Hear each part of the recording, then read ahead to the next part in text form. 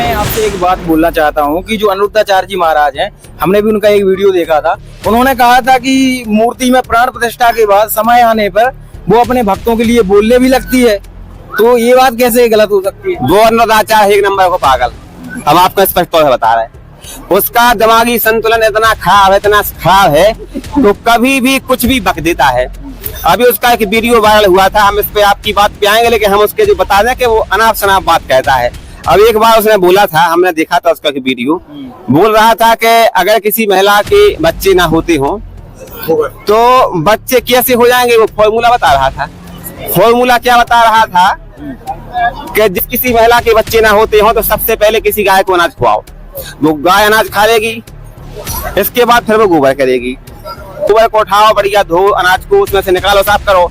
इसके बाद फिर उस आटे को सुखाओ, उसको जो गेहूं निकला है उसको सुखाओ। फिर सुखाने के बाद किसी चक्की पे जाकर के उसे पिसाओ, और पिसाने के बाद फिर उसकी रोटी बनाओ। रोटी बनाने के बाद भगवान को भोग लगाओ।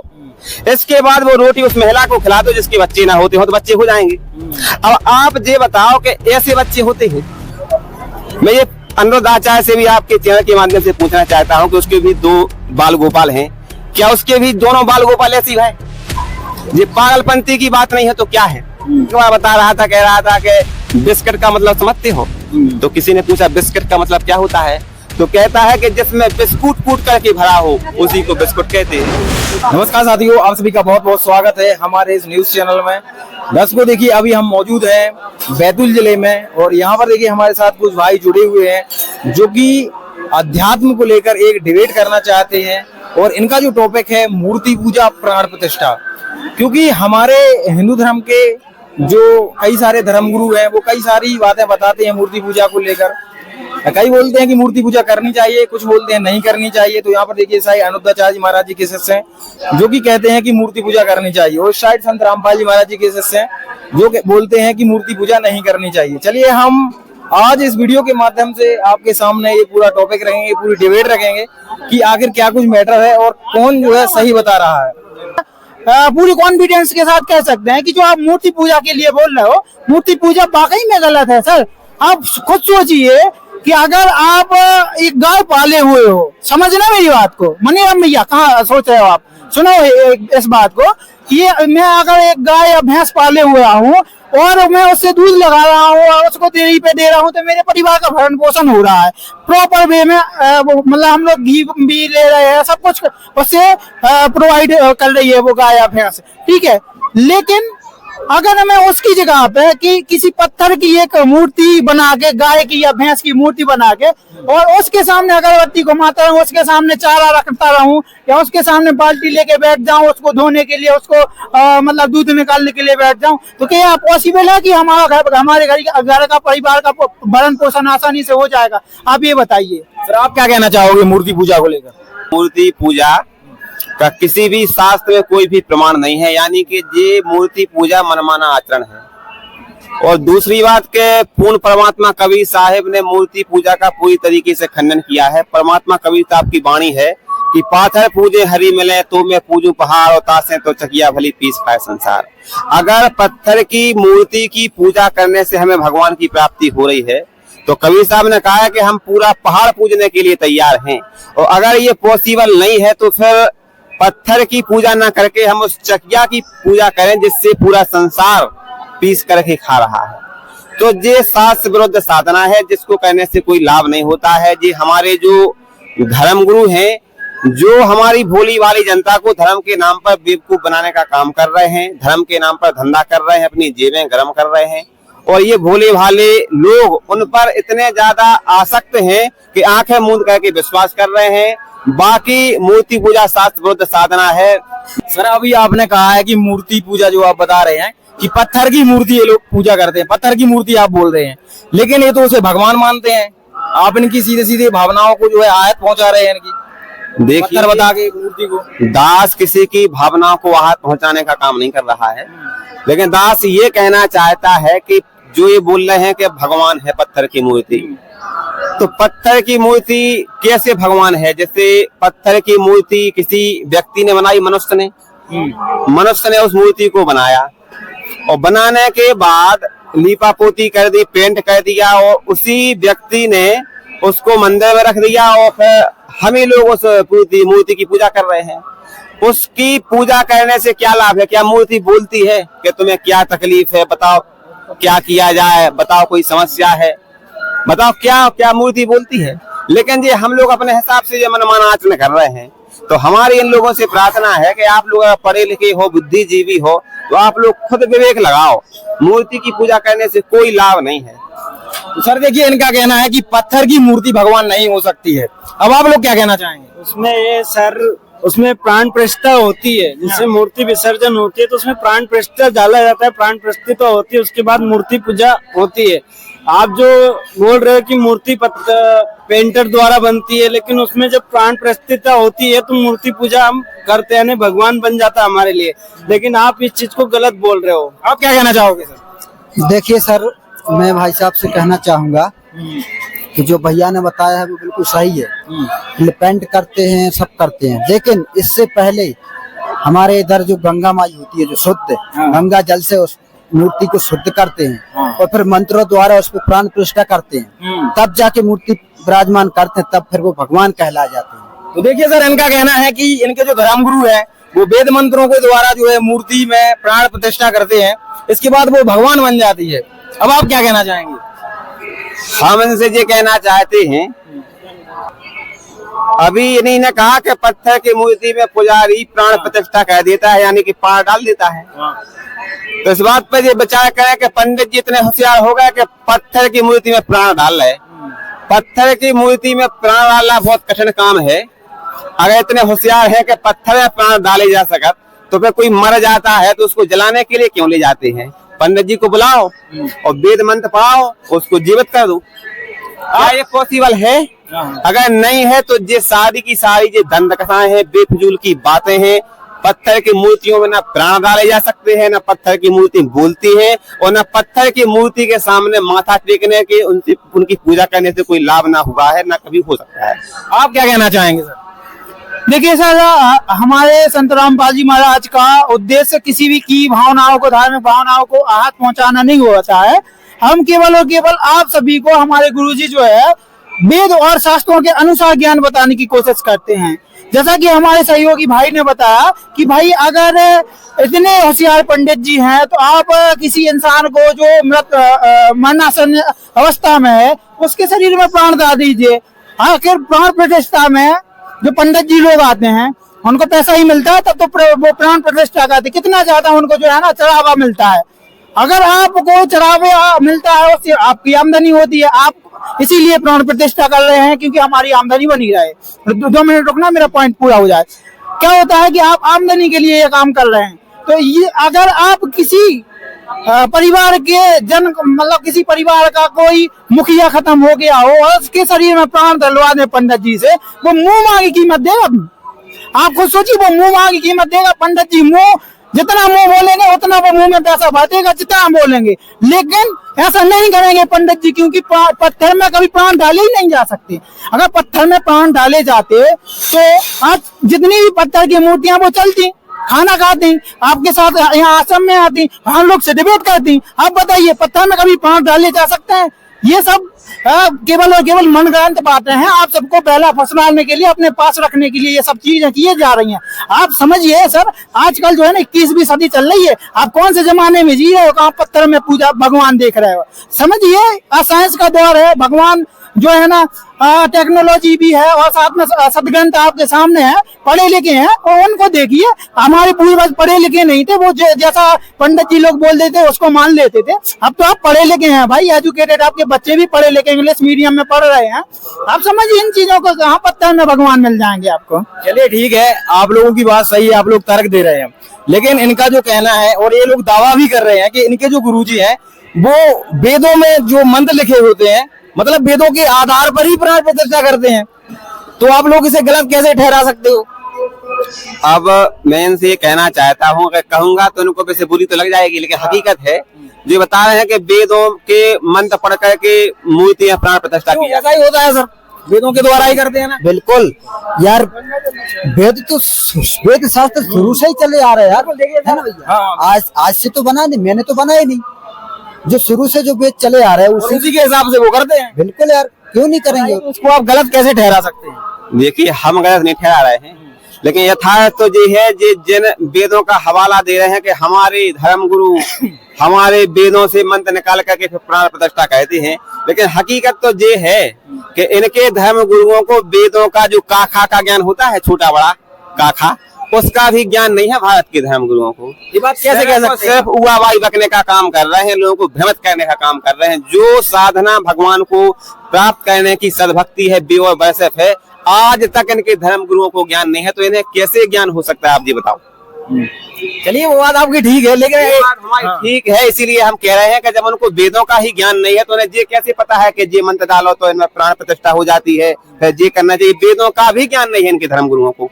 सर देखिए, इनका कहना है कि आपके गुरुजी को, अच्छा जी, इनके जो धर्म गुरु है वो फर्जी धर्म गुरु है, फर्जी कथावाचक, फर्जी धर्म गुरु ऐसे हैं जी, डुप्लीकेट। तो सर इनका कहना है कि आपके जो गुरुजी है वो फर्जी है, उनको वेदों का ज्ञान नहीं है। अब आप क्या कहना चाहेंगे? फिर राम मंदिर बना था, उसमें मोदी जी भी आए थे, राम मंदिर में मोदी जी भी आए थे, राम मंदिर भी बना था, तो वो भी गलत है क्या? उसमें ही प्राण प्रतिष्ठा की उसमें ही प्राण प्रतिष्ठा की थी, तो वो भी गलत है क्या? मोदी जी भी गलत है क्या? यानी कि वो चीज भी गलत है क्या? देखिए, इनका कहना है कि जो राम मंदिर की अभी स्थापना हुई थी, उसमें मूर्ति की भी प्राण प्रतिष्ठा भी हुई थी, ऐसा इनका कहना है, और उसमें मोदी जी भी आए थे। तो क्या ये सारी चीजें जो है गलत हैं आपके हिसाब से? देखो भाई साहब, हम लोग भगवान की दया से बार बार बोल चुके हैं कि मूर्ति गलत नहीं है, मूर्ति पूजा गलत है। मूर्ति यानी कि जैसे हमारे घर परिवार में कोई गुजर जाता है तो हम क्या कहते हैं कि उसका जो चित्र है, फोटो है, घर पे रखते हैं। इसलिए रखते हैं कि हमें उनका चित्र दिखे तो हमें याद आया कि हमारे दादाजी, हमारे पिताजी ऐसे थे, उनके गुण याद आते हैं। लेकिन संत रामपाल जी महाराज जी ने ये बताया है कि वो चित्र तो बढ़िया है, मूर्ति तो बढ़िया है कि हमें याद दिलाती है उनके गुणों की, लेकिन ये खराब है कि हम क्या करें कि अगरबत्ती जलाएं और आरती उतार लें, कहें कि दादाजी और फलाना और ठिकाना, तो ये गलत है। जैसे मान लो संत रामपाल जी महाराज जी ने सत्संग के माध्यम से एक उदाहरण भी दिया है कि किसी गांव में एक डॉक्टर आता था, लोगों को कोई बीमारी होती थी, उसका इलाज करता था। क्या नाम से, अगर किसी को बुखार है तो वो दवा देता था, इंजेक्शन देता था, बोतल चढ़ाता था, तो लोगों की बीमारियां ठीक हो जाती थी। अब वो डॉक्टर मान लो खत्म हो गया या गांव को छोड़कर कहीं और चला गया, या के उस डॉक्टर का एक स्टेचू और मंदिर टाइप का बना दिया उसकी यादगार में कि डॉक्टर ऐसा था। अब क्या है कि हमें वो बीमारी है, भाई साहब को कोई बीमारी है, ना बीमारी है, और हमें इलाज कराना है। अब वो डॉक्टर उस गांव में है नहीं, हम वहां पे जाएं और बढ़िया 2-4 अगरबत्ती जलाएं, एक दीपक जलाएं, देखो ऐसी घुमाएं कि डॉक्टर साहब हमें जब बीमारी है, हमारी बीमारी ठीक कर दो। तो क्या उस मूर्ति में से वो डॉक्टर निकल करके इनको इंजेक्शन लगा देगा, इनको दवाई दे देगा, इनका हाथ चेक कर देगा, क्या करेगा, क्या करेगी वो मूर्ति? तो संत रामपाल जी महाराज जी ने ये बताया कि मूर्ति तो ठीक है, लेकिन मूर्ति पूजा गलत है। तो यही हम हाथ जोड़ के इनसे बोल रहे हैं कि मूर्ति अच्छी बात है, राम मंदिर बना, कृष्ण मंदिर बना, या फिर जो जितने भी मंदिर हैं वो हमें ये तो याद दिलाते हैं कि मान लो यहाँ पर कि आकर के इन पुण्यात्माओं ने 3 लोग के भगवान ने ऐसी लीलाएं की, लेकिन हम मूर्ति पे ही आरोप हो जाए कि यही सब कछु है नहीं की पूजा करने, तो ये गलत है। मूर्ति सही है, मूर्ति पूजा गलत है। सर मैं आपसे एक बात बोलना चाहता हूँ कि जो अनिरुद्धाचार्य जी महाराज हैं, हमने भी उनका एक वीडियो देखा था, उन्होंने कहा था कि मूर्ति में प्राण प्रतिष्ठा के बाद समय आने पर वो अपने भक्तों के लिए बोलने भी लगती है, तो ये बात कैसे गलत हो सकती है? वो अनिरुद्धाचार्य एक नंबर को पागल, हम आपको स्पष्ट तौर से बता रहे हैं। उसका दिमागी संतुलन इतना खराब है तो कभी भी कुछ भी बक देता है। अभी उसका एक वीडियो वायरल हुआ था, हम इस पे आपकी बात पे आएंगे, लेकिन हम उसके जो बता दें कि वो अनाप शनाप बात कहता है। अब एक बार उसने बोला था, हमने देखा था उसका वीडियो, बोल रहा था कि अगर किसी महिला के बच्चे ना होते हो तो बच्चे कैसे हो जाएंगे, वो फॉर्मूला बता रहा था। फॉर्मूला क्या बता रहा था कि जिस किसी महिला के बच्चे ना होते हो तो सबसे पहले किसी गाय को अनाज खुआओ, वो गाय अनाज खा लेगी, इसके बाद फिर वो गोबर करेगी, गोबर को उठाओ, बढ़िया धो अनाज को, उसमें से निकालो, साफ करो, इसके बाद फिर उस आटे को सुखाओ, उसको जो गेहूं निकला है उसको सुखाओ, फिर सुखाने के बाद किसी चक्की पे जाकर के उसे पिसाओ, और पिसाने के बाद फिर उसकी रोटी बनाओ, रोटी बनाने के बाद भगवान को भोग लगाओ, इसके बाद वो रोटी उस महिला को खिला दो जिसके बच्चे ना होते हो तो बच्चे हो जाएंगे। अब आप ये बताओ कि ऐसे बच्चे होते हैं? मैं ये अनिरुद्धाचार्य से भी आपके चैनल के माध्यम से पूछना चाहता हूं कि उसके भी 2 बाल गोपाल हैं, क्या उसके भी दोनों बाल गोपाल ऐसी है? ये पागलपंती की बात नहीं है तो क्या है? दूसरी बात कि एक बार क्या हुआ कि वो ये बोल रहा था, हम उसके देखते रहते हैं वीडियो, क्योंकि वायरल होते हैं सोशल मीडिया पे। एक बार बता रहा था, कह रहा था कि बिस्किट का मतलब समझते हो?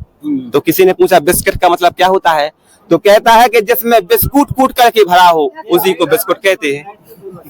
अब ये कोई बात हुई?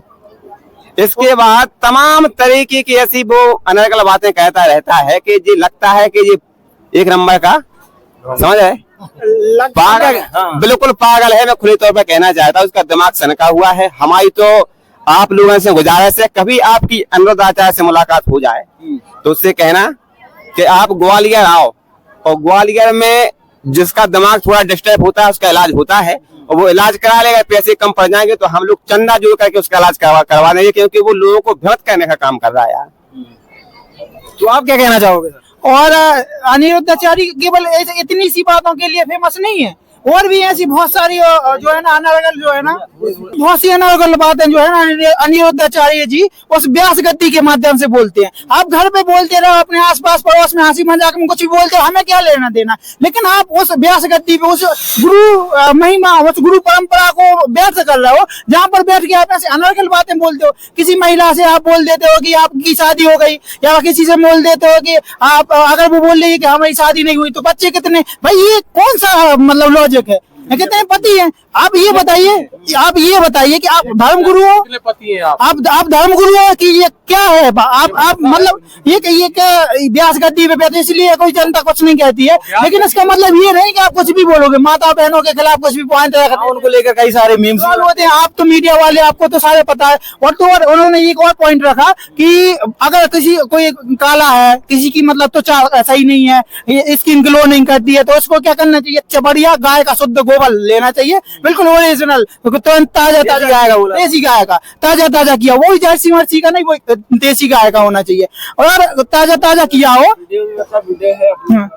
हाँ, तो वो उसको क्या है, आप निकालो, उसको बढ़िया लो और बढ़िया अपने हाथों में मलो, मलने के बाद अच्छा बढ़िया फेस पे लगाओ, थोड़ी देर लगाने के बाद उसको धो दो। आपका जो निखार आएगा वो किसी ना साबुन से आ सकता, ना शैम्पू से आ सकता, ना किसी से आ सकता। आप बताइए, ये अनिरुद्धाचार्य डेली का गोबर का ही लेप करते रहते हैं, और कुछ मतलब मीडिया में ये भी बोल रहे कि हम उसी से नहाते हैं। अरे गजब हो गई पंडित जी, मतलब यहाँ से महाराज, मतलब यहाँ से अंधे धर्म गुरु मिले जिनने मतलब यहाँ से पाखंड नीति चलाई कि आज हमारे भोले भाले भगत भाई, ऐसे भोले भाले जो परमात्मा की चाय में भटक रहे हैं, वो धर्म गुरुओं के पीछे मतलब अंधे होकर घूम रहे हैं, मतलब खुद का मजाक बनवा रहे हैं। कहने का मतलब ये है महोदय जी, आपसे विनम्र निवेदन है कि आप ऐसे पाखंडी अज्ञानी धर्मगुरुओं के चक्कर में मत पड़ो, और अगर आप वाकई में वेदों शास्त्रों का ज्ञान चाहते हो तो आप संत रामपाल जी महाराज के आश्रम में आए हुए हो, यहाँ पर प्रदर्शनी भी लगी हुई है, आप प्रदर्शनी में आइए, विजिट कीजिए, कितने सारे धर्म ग्रंथ रखे हो, ये आपको सारा कुछ क्लियर करके बताएंगे कि ये मूर्ति पूजा वगैरह कहीं पर भी इसका वर्णन नहीं है।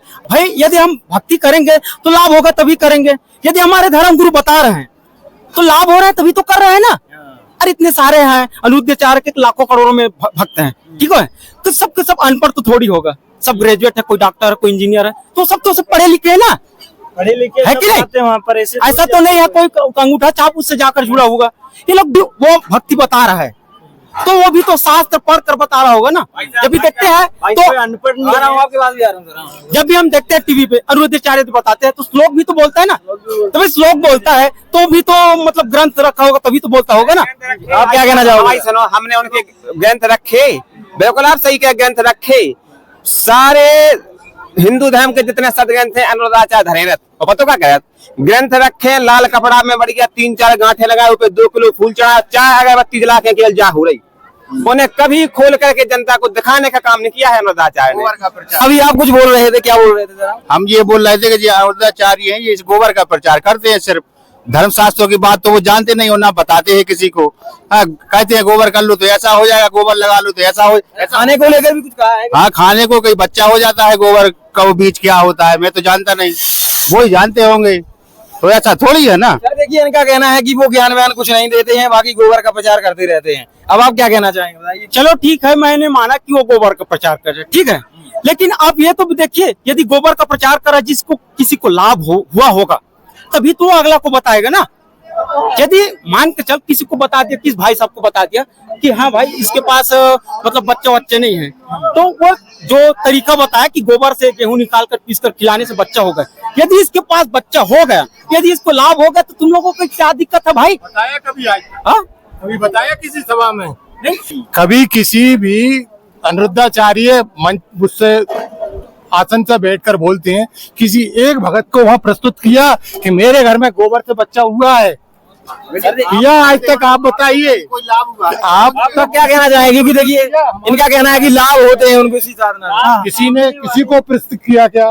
देखो भाई साहब, सामने किसी को लाभ हुआ था तभी तो सामने वाले ने बोला है। किस वीडियो में बताया उनने? इसी वीडियो में, हर सारे वीडियो में लाभ हुआ है, जब भी तो आते करके बात वहाँ पर। मेरी बात सुनो, कोई वहाँ पर पागल इंसान नहीं आता है, सभी पढ़े लिखे आते हैं वहाँ पर, कोई पागल इंसान नहीं आता है। आते हैं, किसी को हुआ होगा तभी तो सामने वाले ने बोला होगा ना। 80 से 90% लोग पढ़े लिखे हैं, इसलिए गधों की गिनती करना बंद कर दीजिए। समझ में आई आपके? अब गधे जो हैं वो 2-3 तरीके के होते हैं, एक तरीके के नहीं होते। काग से गधा होता है, अपन कह रहे हैं मत जा, इसके बाद भी जाता है, गिरता है। तो गधे की तुलना आप अनपढ़े से मत करें, पढ़े लिखे होते हैं। आप शास्त्र रखें, आप में ताकत है, शास्त्र खोल के बता दो। संत रामपाल जी महाराज के शिष्यों को लाखों जितने भी श्रद्धालु खड़े हुए हैं, अब इनको देख लीजिए, इनको सदभक्ति करने से लाभ हो रहा है, ना कि मूर्ति पूजा, ना गोबर खाने से, ना उल्टी सीधी चीजों को करने से इन लोगों से लाभ नहीं हो रहा है। अब बात आती है इधर, तो आपने जो ये सब जो गोबर फैला रखा है इसको अब यही समाप्त करते हैं। हम आपसे अनुरोध करते हैं, अब अपन चलते सदग्रंथों की ओर। सदग्रंथों में क्या लिखा वो हम आपको बताते, जो कि हमारे संत रामपाल जी महाराज ने हमें बताया है। सदग्रंथों में जैसे कि आपने सुना होगा, पहले तो हम आपको तुलसीदास जी के जो है ना एक दोहा के माध्यम से आपको बताएंगे कि तुलसीदास जी ने महाराज जी ने कहा है, जो गोस्वामी। अरे सुन तो लो महाराज, आ रहा हूँ आपके पास आ रहा हूँ मैं। अरे सुन तो लो महोदय जी, पहले आप बात तो सुन लो। गोबर तो बहुत फैला लिया आप लोगों ने, हैं जहाँ देखो बस गोबर गोबर खेल गोबर। आपकी बात बताइए, आप क्या कहना हमें चाहते ये बताओ पहले, जैसे कि दादाजी ने बोला हैं? कि ये गोबर में ऐसा वैसा फलाना ये वो, कोई प्रमाण बताइए। दादाजी से पूछो, दादाजी से जो और आगे थे, इनके बुजुर्ग लोग मूर्ति के पास आते थे और भभूति खाते थे, तभी ठीक होते थे। ठीक होते थे। इनसे धुनी पूछो। देते थे, कोई बच्चा रोता था तो धुनी देने के बाद ठीक हो जाता था। संत रामपाल जी जो महाराज जो है ना, कब से वेद बता रहे हैं। वो क्या बोलते हैं ना, गांव के लोग बोलते हैं 7 पैरी से जो चला आ रहा है ना, वो भभूत से ठीक हो रहे हैं ये लोग। सर देखिए इनका कहना है कि भभूति से ठीक हो जाते थे। देखिए भाई साहब, आपको जानकारी नहीं है, सुनो तो, हमारी तो सुनो। संत रामपाल जी महाराज जी से नाम दीक्षा लेने के बाद कोई धुकने की, कोनो धुआं की, कोनो राख की जरूरी नहीं पाया था उनको। संत रामपाल जी महाराज ऐसा मंत्र दे है कि उसको जाप करे से घर में सुख, शरीर में सुख, और जब वो जो शरीर छोड़ करके जाता है तो हमेशा हमेशा के लिए एक ऐसे स्थान पर पहुंच जाता है जहां जाने के बाद फिर जन्म मरण का रोग ही नष्ट हो जाता है। अब आए लेन पे जो इन्होंने मंत्र बोला है ना, वो भी मंत्र से ही में मूर्ति में प्राण प्रतिष्ठा की जाती है, मंत्रों से। एक बात ये ठीक है। हो सकती है कि ये भी मूर्ति पूजा करते थे पहले, अब भी उनको पिछले लाभ अब मिल रहे हैं, तो अब ये बोल रहे हैं कि यहाँ से हमको लाभ मिलने लग गए। ये भी हो सकता है। आप पहले मूर्ति पूजा आप भी करते थे कि नहीं करते थे? आप मूर्ति पूजा कहते थे, हमें सुनो तो, कहते थे, हम मान रहे हैं कि हम कहते थे, लेकिन जब हमें ये ज्ञान नहीं था तब कहते थे। जैसे यहाँ पर हमारे कई भगत भाई ऐसे हैं जो शराब पीते थे, उनको लगता था कि हम शराब पियेंगे तो थोड़े मतलब एनर्जी में रहेंगे, दिमाग फ्रेश हो जाएगा और बहुत बढ़िया रहेगा, वो पीते थे। लेकिन जब उनको पता चला कि शराब से हमारी किडनी खराब हो जाती है, घर में हमारे जो 4 पैसे नहीं बच रहे हैं, हम गरीब होते जा रहे हैं, वो शराब के कारण हो रहे हैं, हम आज मेहनत नहीं कर पा रहे हैं तो वो शराब के कारण समस्या बन रही है, हमारे घर में जो बीवी का बच्चों का हम पे लड़ाई झगड़ा होता है वो शराब के कारण होता है। जब इनको जो ज्ञान हुआ तो इन्हें वो छोड़ दिया। ऐसे ही मूर्ति पूजा जब तक हम लोगों ने की, तब तक पता नहीं था। संत रामपाल जी महाराज जी आए, सदग्रंथों को खोल करके बताया कि जी भैया साधना गलत है, ये सही है, तो गलत को त्याग दिया, सही को पकड़ लिया, इतनी फिर तो पूरी बात है। भाई तो हम आपसे कह रहे हैं कि भैया हर रोज सदग्रंथन को देखो, अगर सदग्रंथन में लिखा है कहीं के मूर्ति पूजा करो तो भैया आप और भी करो, हम भी करवे के लाने तैयार हैं। और अगर नहीं लिखा है, और अगर सदग्रंथन में कहीं मूर्ति पूजा करना नहीं लिखा है तो हम लोगों ने भी बंद कर दी, आप लोग भी बंद कर, इतनी तो पूरी बात है। या तो हम लोग सही हैं, आप और सही हो। आप और बताओ कि मूर्ति पूजा कहाँ लिखी है? भैया हम आपके संगे हैं। कहाँ लिखा है बताइए, किस वेद में लिखा है? को पढ़कर आपके गुरुजी बता रहे हैं, ठीक है। तो उसी शास्त्र को पढ़कर तो हमारे भी जो धर्म गुरु है वो भी तो पढ़कर बता रहे हैं ना, हाँ? जितने भी धर्म गुरु है क्या अपने आप से थोड़ी बताएंगे, इतनी लंबी लंबी कथा अपने मुंह से थोड़ी फेंकेंगे भाई। मेरे कहने का मतलब ये है जो पहले आपको हमने समझा दिया, अब हमको आप समझ दीजिए, ठीक है। देखो आपने बोला कि सभी शास्त्र को खोल कर दिखा रहे हैं, तो जितने भी धर्म गुरु है वो भी तो दिखा रहे हैं ना, मतलब शास्त्र को ही पढ़ कर ही दिखा रहे हैं। सुनो, आपके धर्म गुरु शास्त्र खोल के दिखा रहे हैं। आप अनुरुद्ध आचार्य के कोनो चेला को फोन लगाओ या अनुरुद्ध आचार्य को फोन लगाओ, उनसे जा कहो कि जो कौन से शास्त्र में लिखो कि जब राम भगवान वनवास के लाने चले गए थे तो 14 साल तक भरत जी ने गाय के मूत्र में दरिया पका के खाया था, जो कौन से शास्त्र में लिखो, हमें लिखित बता दो, हम आज से आपके संग होवे के लाने तैयार हैं। बताओ कौन से शास्त्र में लिखा है, बताइए। देखो यदि आप हमारी सुनो भाई साहब, बात को घुमाने को प्रयास नहीं करो, बात मुद्दा पे रंदू। आप हमें जो बताओ कि दलिया खाया था 14 वर्ष गाय के मूत्र में पका के भरत जी ने, जी अनुराधाचार्य जी बोलते हैं जी कौन से शास्त्र में रखा, जी बताओ आप हमें, आप बताओ एक शास्त्र में आप लोग क्या कहना चाहेंगे? देखो ये लोग शास्त्र की बात करते हैं और हम भी मानते थे कि हमारे धर्म गुरु है वो शास्त्र से ही प्रमाणित दे रहा होगा, तभी तो मतलब सबको लाभ हो रहा है, ये हमारा विचार था, सोच था।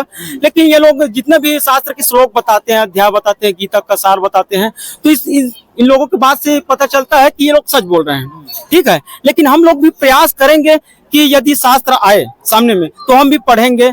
और देखो ऐसा है कि अनुरुद्धाचार्य जो है इतना बड़ा हस्ती है कि हम उसके पास जाकर तो सवाल कर नहीं सकते, ठीक है। लेकिन हमारे पास गीता है, वेद है, पुराण है, ये हमारे धर्म गुरु मतलब हमारे पास तो है नहीं।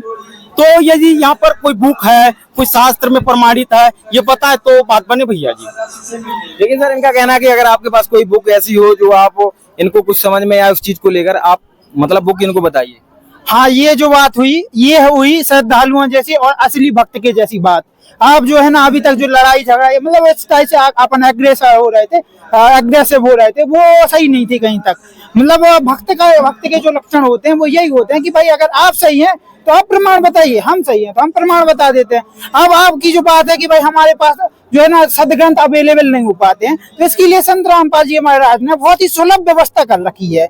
आप भंडारे में आए हो, यहाँ पर आध्यात्मिक प्रदर्शनी का आयोजन किया जाता है, जिसमें जितने भी संसार भर के सदग्रंथ हैं, ना केवल हिंदू धर्म बल्कि जितने भी धर्म हैं, चाहे वो सिख हो, ईसाई हो, मुस्लिम हो या कोई भी क्रिश्चियन मतलब कोई भी जैन धर्म हो, कितने भी धर्म हो या कोई भी पंथ हो, राधा स्वामी पंथ, जो भी धर्म ग्रंथ है या धर्म गुरुओं की बुक्स हैं, सारी की सारी यहाँ पर संत रामपाल जी महाराज ने एक ही प्लेस पर एकत्रित कर रखी हैं और उनसे प्रमाण आपको दिखाए जाते हैं कि सर आप जो भक्ति विधि कर रहे थे, आप जो भक्ति की विधि अपनाए हुए थे, वो कहीं ना कहीं शास्त्र के अनुकूल नहीं थी। जैसा कि गीता अध्याय 16 श्लोक 23 के अनुसार नहीं थी, और गीता अध्याय 17 श्लोक 23 में कहा है कि ओम तत्सत इति निर्देश ब्रह्मणे त्रिवेदे समर्थे यह तम वेद स वेद, मतलब जो ओम तत्सत का मंत्र का जाप बताया है वो तत्वदर्शी संत के शरण में जाके और वो तत्वदर्शी संत उस ओम तत्सत का भेद खोलेगा, जिसका प्रमाण जो है गीता अध्याय 4 श्लोक 34 में किया गया है कि हे अर्जुन,